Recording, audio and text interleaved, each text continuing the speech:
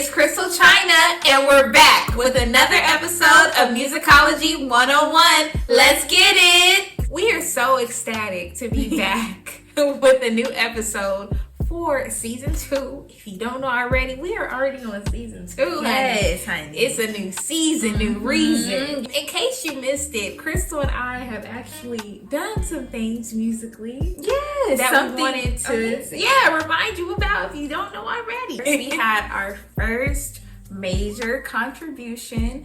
We got to be a part of Ice Cold Bishop's album, his Generational Curse album, and we were on the song Pray for Our Generation. So if you haven't already, please go listen to that record, listen to the whole record, listen to Pray for Our Generation, and really listen to it, take it in. It's a great album by a great artist, and we're just so blessed to have been a part of it. It's been such a crazy year already. Yes. So many exciting things, and thank you guys for just sticking around with us on this ride of Musicology 101. Another thing we want to remind you all is that ChrystalChyna is on TikTok. Yes. Please follow us. Help us. You know, if you want to see ChrystalChyna on the move, acting a fool.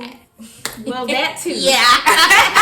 Having fun. And we are going to incorporate more musicology stuff into our TikTok. Please, we want to get our following going. Please go ahead and do what it do, and please follow us. Please follow. So while you're at it, while you're looking at this right now, please hit that subscribe button right now. Before we get into it, because this is about to be another great episode of one of our idols.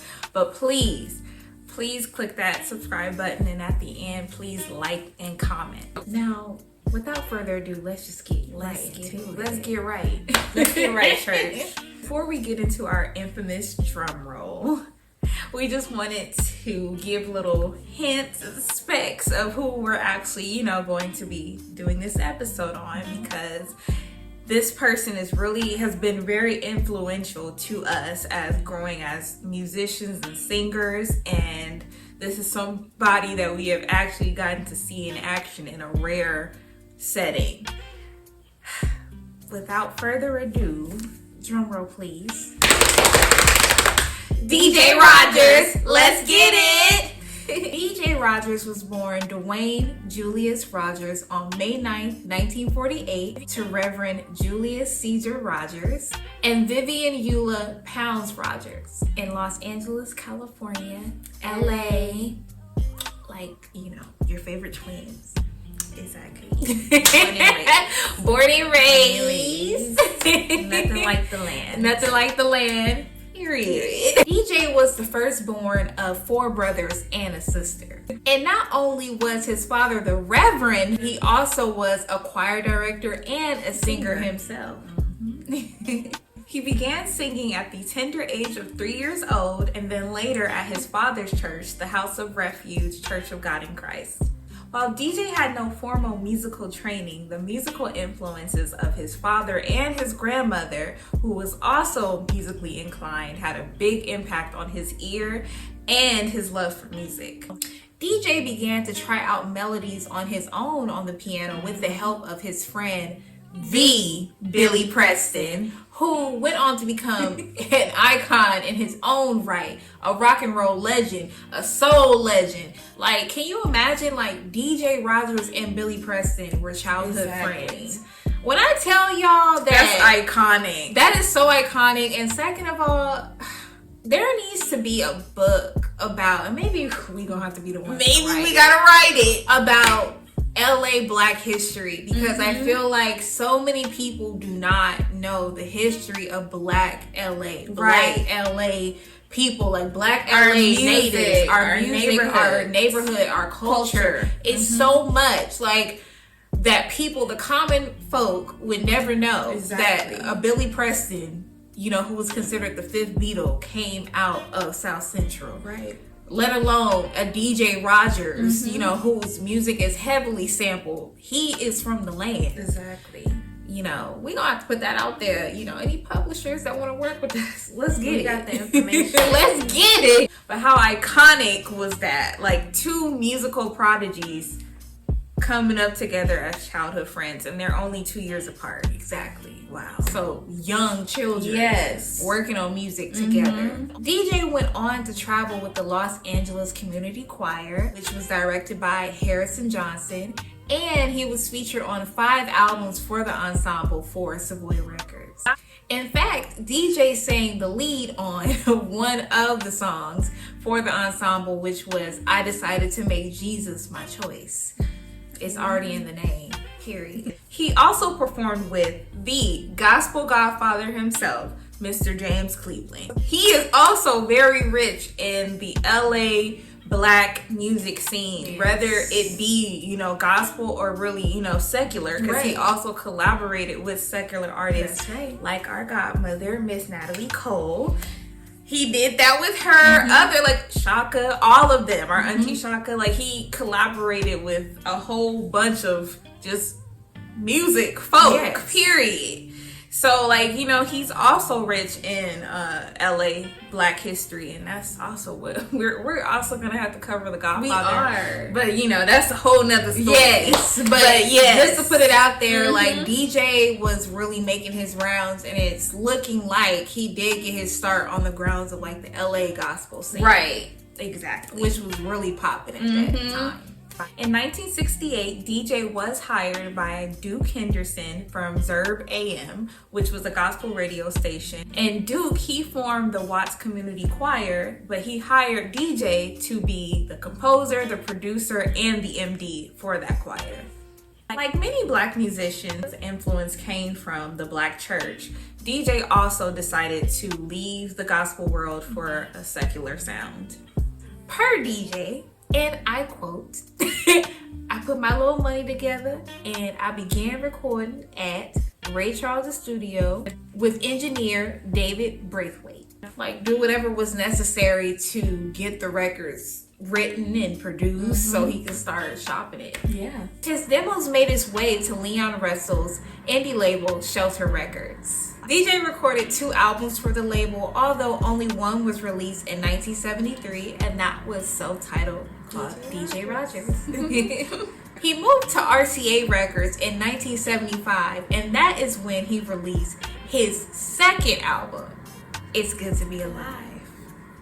Period. Now that one is where I think everybody can agree that that's like at least their favorite DJ Rogers album. Because I feel like, first of all, it's like a whole masterclass right there. Yeah. You know, once we get to our sampling episode, I feel like we're going to have to break it down, like DJ Rogers' influence on sampling his, I mean, we going to go into it today, but I just feel like, I'm like, where do y'all think these songs come from? They didn't come out of thin air. No. But let's get into some of our favorites. Yes, okay? from that album. From that album. Let's just get into it. Some of our favorites from that album, which is basically the whole album, but here's a few of our favorites. Yes.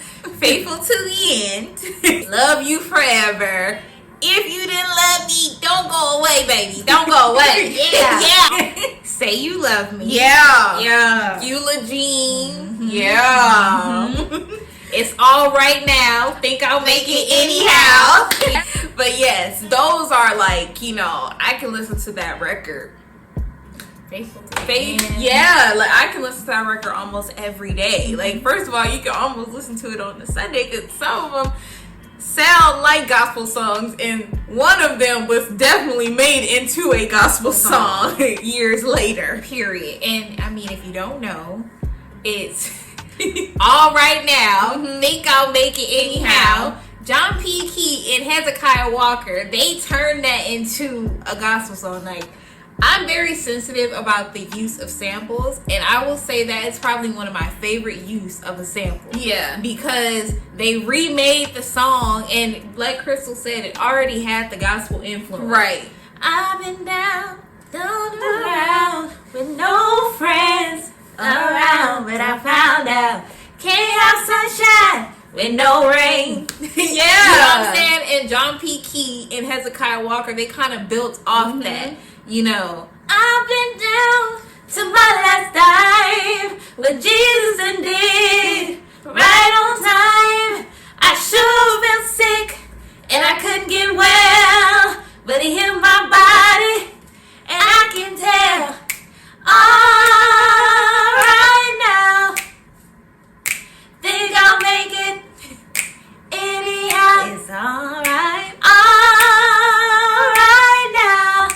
You know what I'm saying? Yeah. Like, you see how DJ already, he set the foundation. Right, of that it's song. already a gospel song. Exactly. But it's alright now. I think I'll make it. I'm gonna press on anyhow. For some reason, when he says that part, yes. like, I be feeling yes, that. I can see the trees through the forest. Happiness has found its lonely tourist. Like, the wording, just like you can feel the words. It's like, it's more than, I mean, the words are the music, but it's the wording. It's like, when I think about the wording of that, of DJ Rogers' song, it like pulls at me. Absolutely. You know what I mean? Like, it just pulls at me. Like, I know what he's talking about.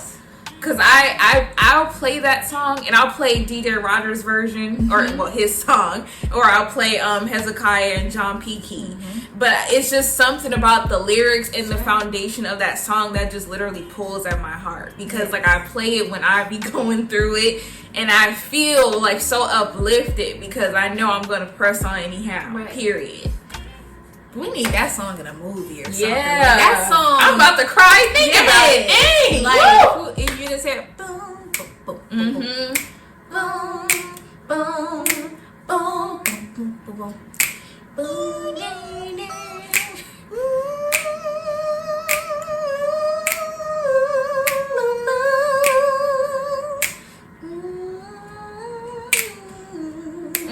yes. To fill my cup, just to find out my time is up. They told me money grew on trees, but in my life I've only picked weeds. But it's alright now. I think I'll make it anyhow. I can see the trees through the forest. Happiness is found as lonely tours. When we talk about faithful to the end, which, you know, I know a lot of the young ones, like the hip hop heads, they would know that because I think Faith Evans sampled it as well. But Common, he sampled that. And then, well, Jay Dilla. Be a very best friend. Yeah. That's Jay Dilla producing right there. To the end. Yeah. To the end. Yeah. And of course, Say You Love Me. I mean, iconically. And the people probably don't even. Say you love me. Period. Just say you love me. Say you love me. Say you never will. I need you to see it through. Yes. Say you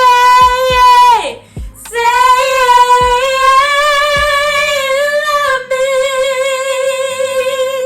Yeah. Family wise, our godmom, she did cover that song too on her album Snowfall in the Sahara. So like, that is a popular song. It is. It's very popular. Iconically, it was most famously sampled by Big Sean for I Don't Mess With You. Right, this is a family show. We keeping it clean for the kids. Yeah. But even like towards the end of the song, you hear it like a chopped and screw version. Say you love me, say you love me. And then the yes, exactly. Throughout the hook.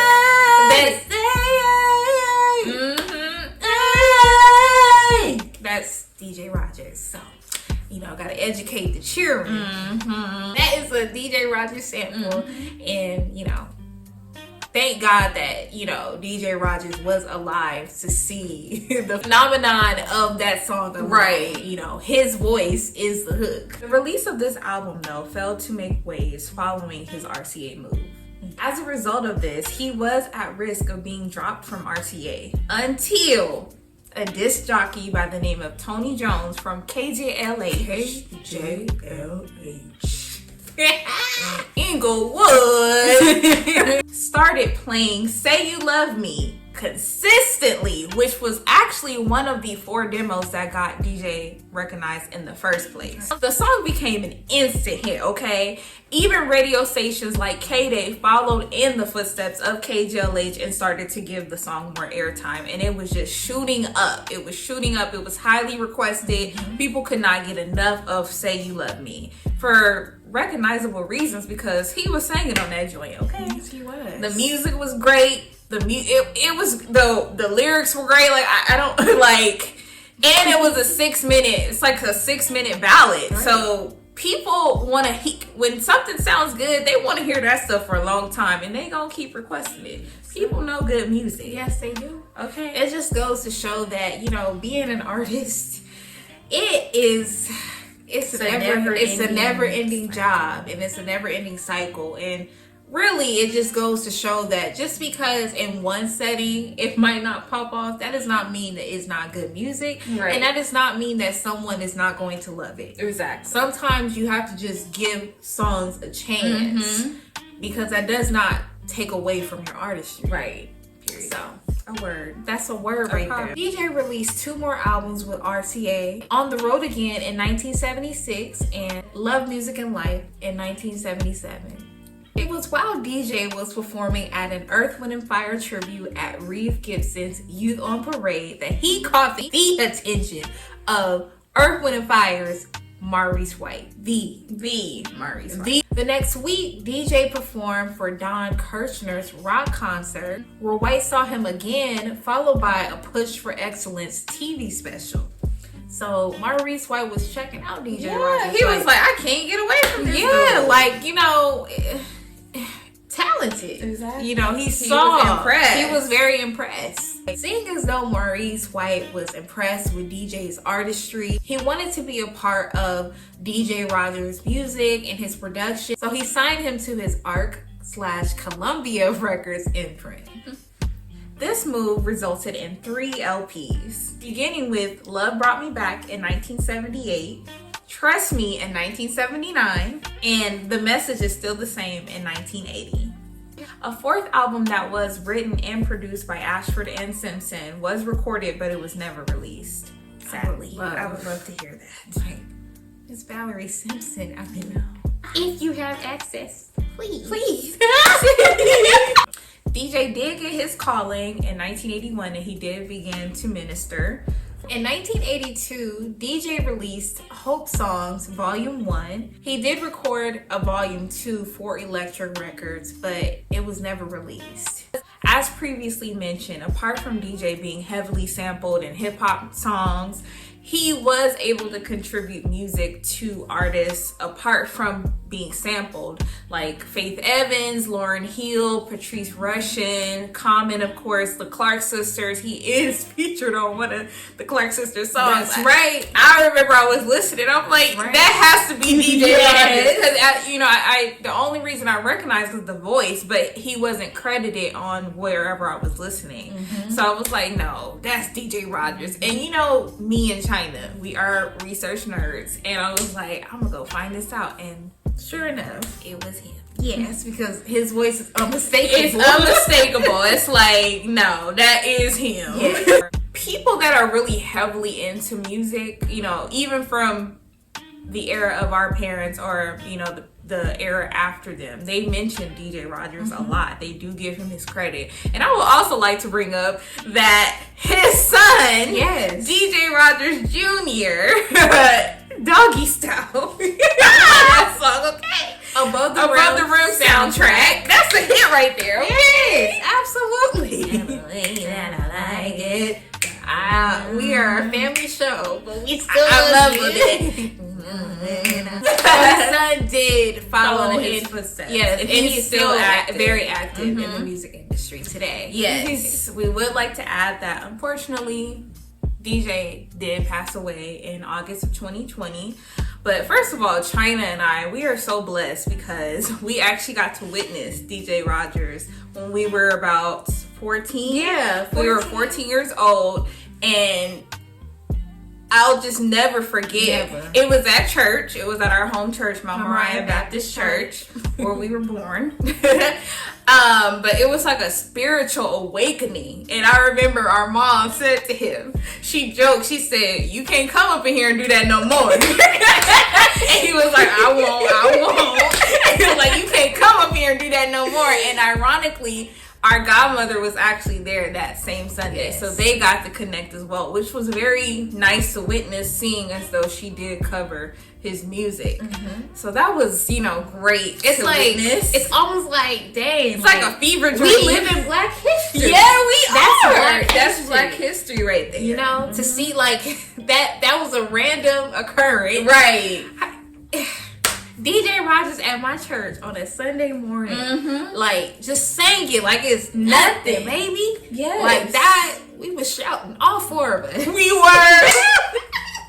I'm very grateful. I'm grateful for that because there's so many artists that we cover that unfortunately, we never got to meet them, and it just makes it so bittersweet. Right. But I love that we're ending this one, and it's like I did get to meet him, and we did get to experience it on a spiritual level. Right. A lot of people our age cannot say that, and I'm not even sure that a lot of people our age will understand the significance. Right. Hence why we're doing musicology, because the artists that we cover that are still here to smell their flowers, if we are reaching any young people, I want them to be able to meet Exactly. the people that we cover and say, wow, I discovered your music, and I want you guys to be able to live that, because it's nothing like hearing about them and then they've already passed, gone. Yeah. and you didn't get to experience that.